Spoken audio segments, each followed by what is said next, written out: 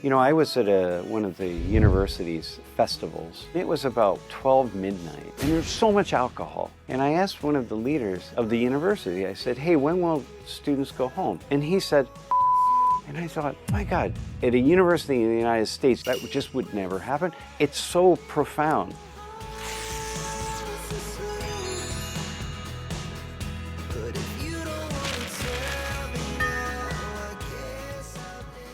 저는 샘리처드 교수입니다. I am a professor at Penn State University and also here in Seoul at Konkuk University.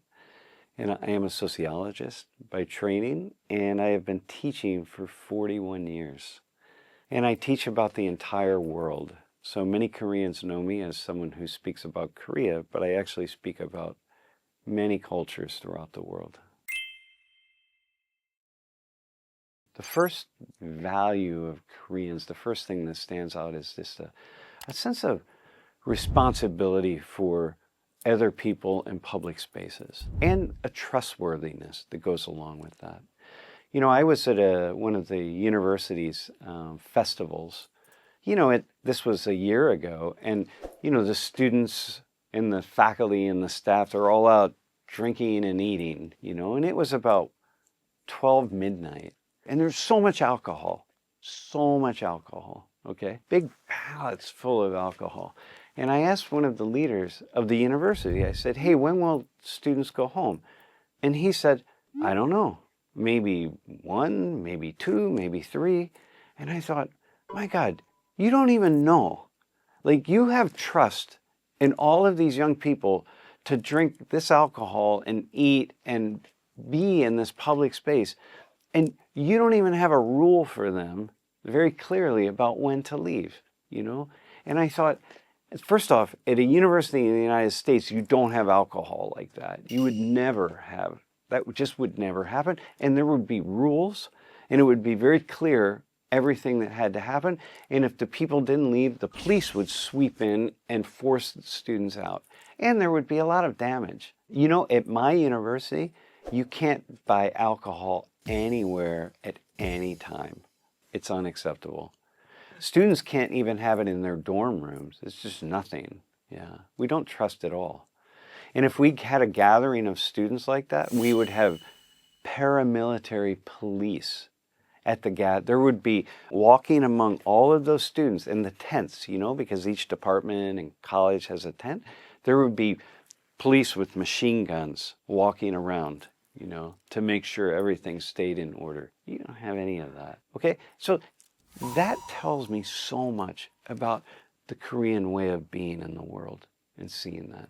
And so Koreans will say, well, you know, young people, they're not the same. They don't have the same values. I'm like, well, go to one of these festivals and watch what happens, and then compare it to a university in the West.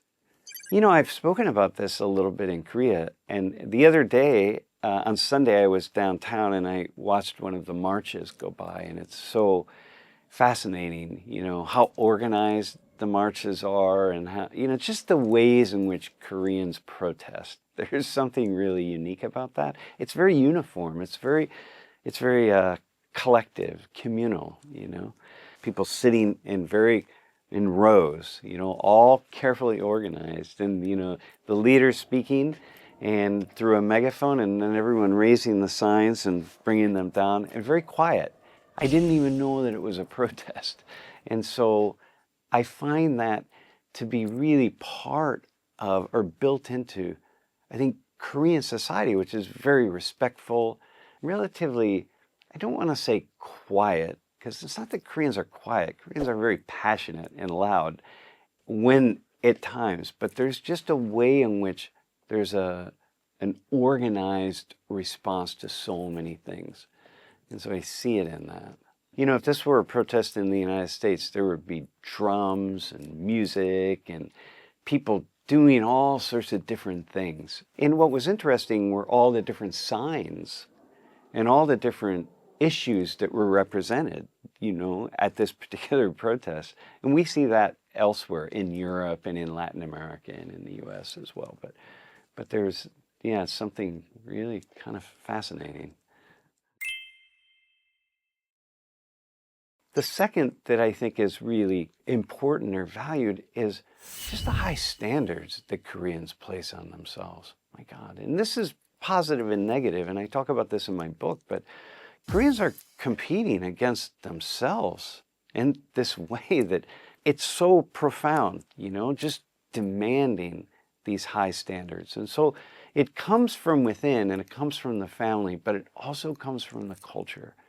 And it is how Korea has been able to build this nation into one of the top 10 most powerful nations in the world, a global power. And I think outsiders, really, you have to understand this Korean mindset, this way of being, to know how Korea got to be Korea today. I speak with students from around the world. In my class, about 25% of the students, so about 200 of them, come from countries outside of the United States. So it gives me a very interesting way of comparing and contrasting how people are.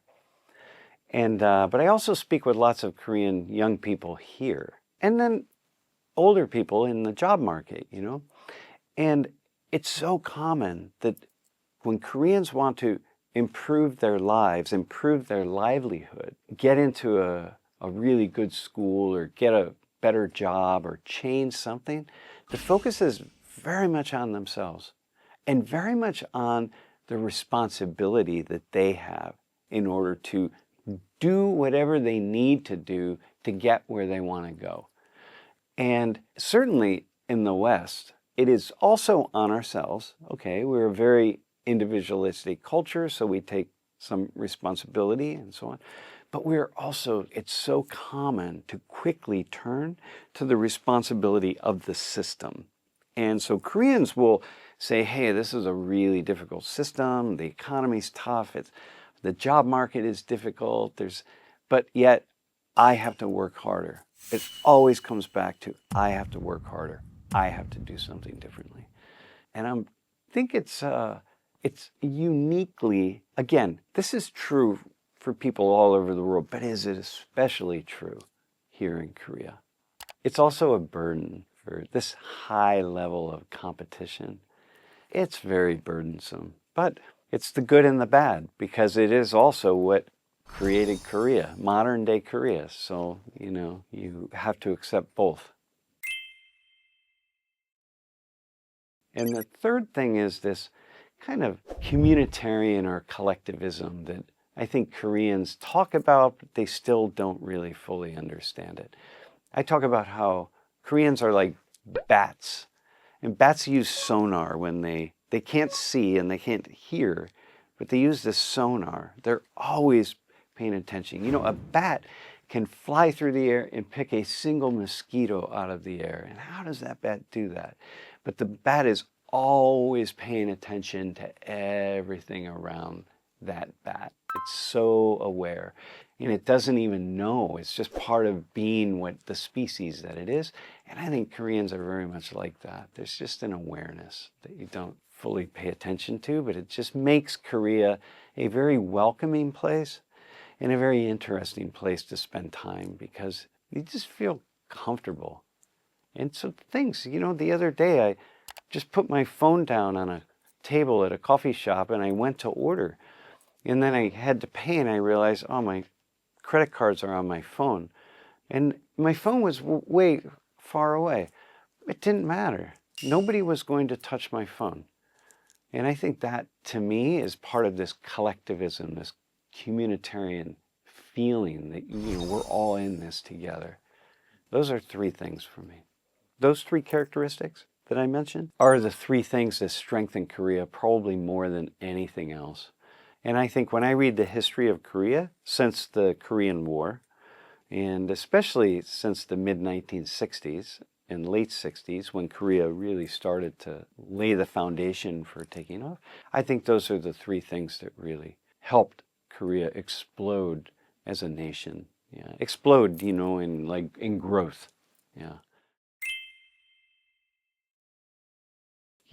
First off, let's be clear that the world is really fascinated by Korea and Korean culture. Yeah. And one of the reasons the world is fascinated is because when Koreans showed the world Korean culture, when Hallyu exploded onto the world, it was something that was uniquely Korean. We didn't meet Korea in the English language and with Western ideas and Western goods and Western everything. It was really Korea.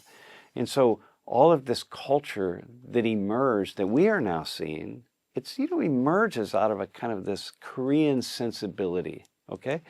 Now, mind you, like K-pop is really a mix of many different musical genres, but Koreans did it in their own way and didn't change it for the rest of the world. And I think the world is really fascinating in that, because the world is interested in traditional cultures and traditional ways. When people meet Korea, they want to meet Korea. They don't want to meet a watered down Korea that looks like it could be any culture anywhere in the world. And I think there are a couple things about Korea that are particularly appealing. There are three, probably. One is just things are just so well done and so refined here. Whether it's, clothing or cosmetics or whatever it is, it's just really well done, okay? And so in K-pop, the musical groups, the dramas are well written.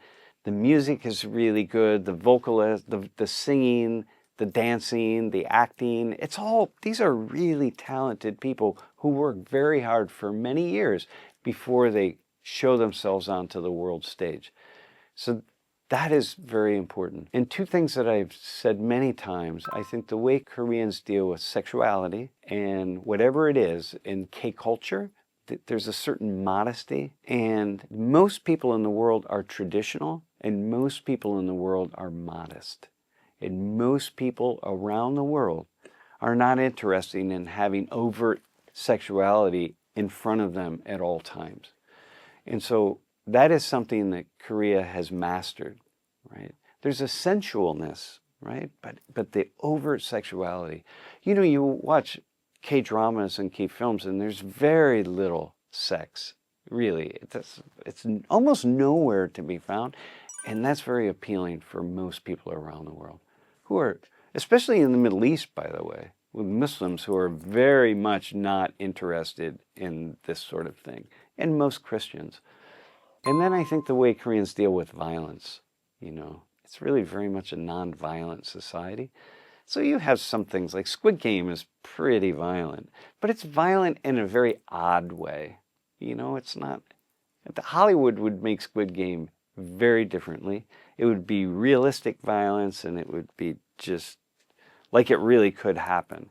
Squid Game is very clearly it's kind of it's an odd example. There's very little violence in most of what comes across in K-drama.